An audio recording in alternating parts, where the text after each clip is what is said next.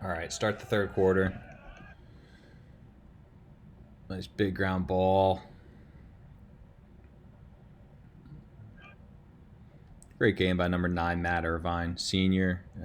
His first year on varsity. We had a couple guys out here whose first year on varsity. They're finishing their careers playing in the biggest game that they could, and not just playing in it, but being contributing members. Nice job, Matt Irvine, number 9. And then same here. We talked about Evan Lotz in the game film. The value of this little slip pick, rub pick, whatever you want to call it, they don't want to switch. They don't want to create matchups onto a shorty. And again, if you remember me saying 17 was an attackman who got switched to midfield with those sophomore guys nipping at his heels and being effective. We wanted to find a way to get them on the field while also creating roles and opportunities for guys like Evan Lotz. So we switched him up to midfield. Clearly, they're going to put a pull on him, and they want that pull. But just the value of this little bit of action here gives Evan the step that he needs. And now he's off to the races. There should be a slide coming. There's not. Great job, Evan. Just classic stroke overhand to the far side, left-handed. Great job. And it all started with just that little up pick underneath to give that half a step. The guys didn't switch. All it did was give Evan a step of room to clear his hands. Defensive positioning, nice job, Sean. Matt Irvine, another big ground ball. Easily a trip call that got missed.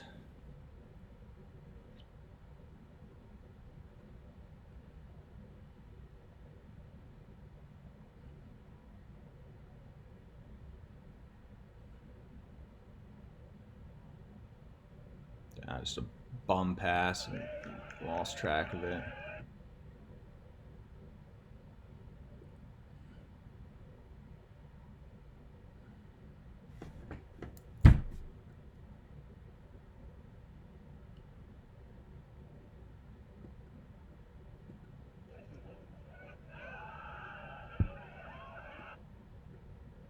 Yeah, probably should have shot coming out of that roll.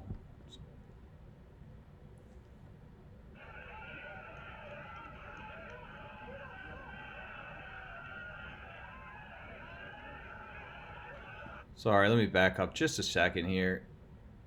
All right, so we talked about Evan on the previous possession at the last goal, dodging to his left hand.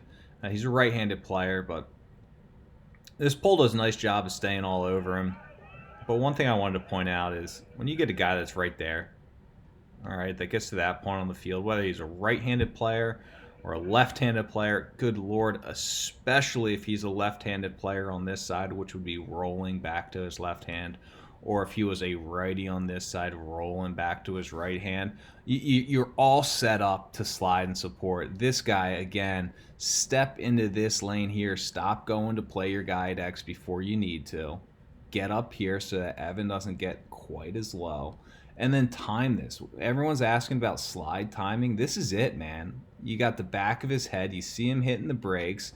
You know he's going to be rolling under or rolling back top side. You got this guy who pretty much lost his step somehow in that dodge, who's now out of positioning. All right, so when this roll happens, he's got his back turned to the play. This dude should have been shot out of a cannon and just all over him. What a great opportunity to slide. And then you got your 2 slide here, comes from this backside guy. And then this shorty sits in this position and is able to see off ball and his guy. All right, he sits in that open V, gets himself into this position, butt to the goal, not butt to the coaches over there. Get inside here. Ugh. I mean, what a missed opportunity for a monster slide and just to blow up an offensive player and squash any hopes of scoring a goal.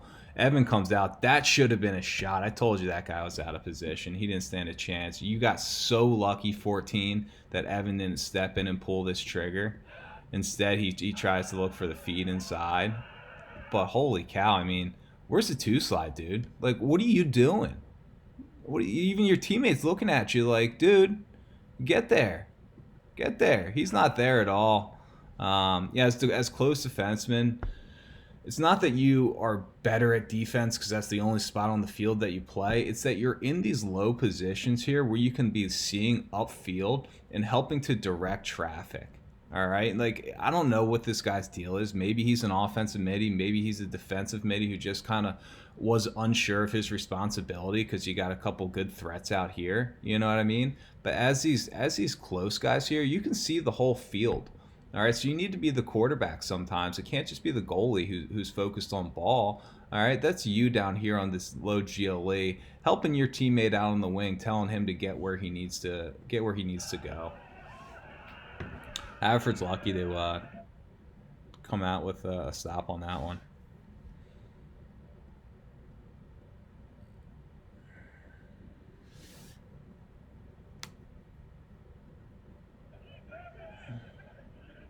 Nice job on the switch there.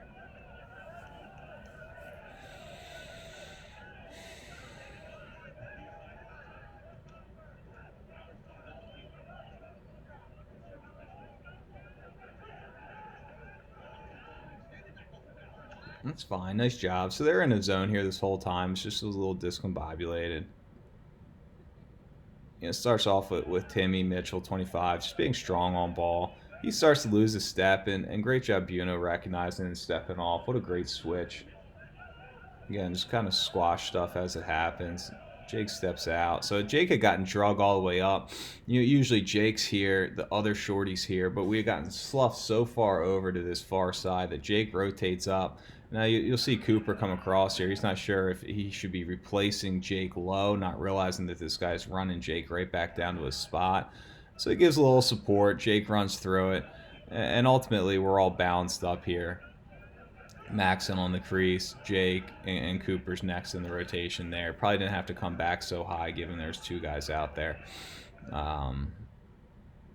Nice job getting balanced in the heat of the possession.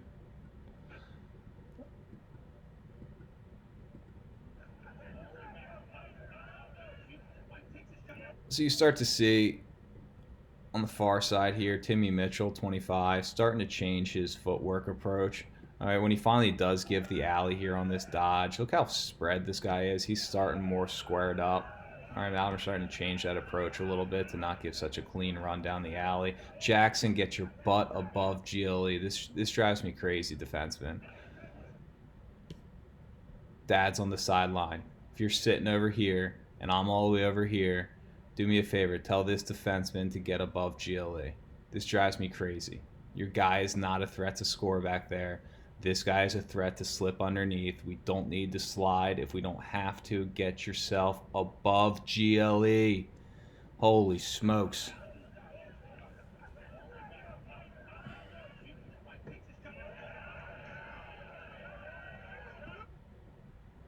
Nice job just harassing the guy out there.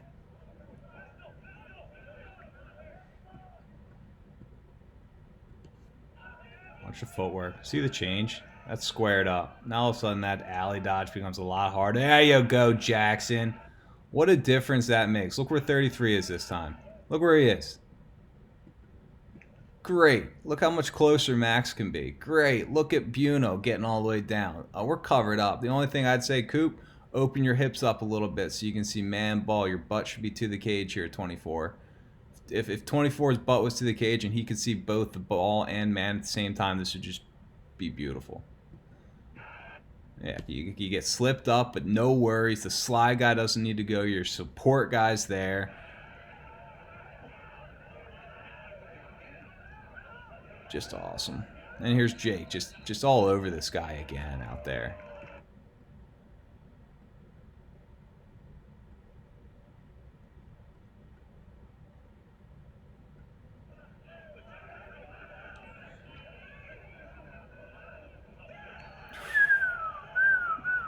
Just as Malvern's starting to feel it in the zone and having control of this possession, here comes Haverford. They pull the crease guy. We talked about this miscommunication. Should Max have gone with him? Should he have stayed and Jackson gotten ready to rotate up? Either way, you got 2 defensemen and 2 guys on ball. 1, 2 extras, only 1. Ugh, a lot of staring, a lot of watching.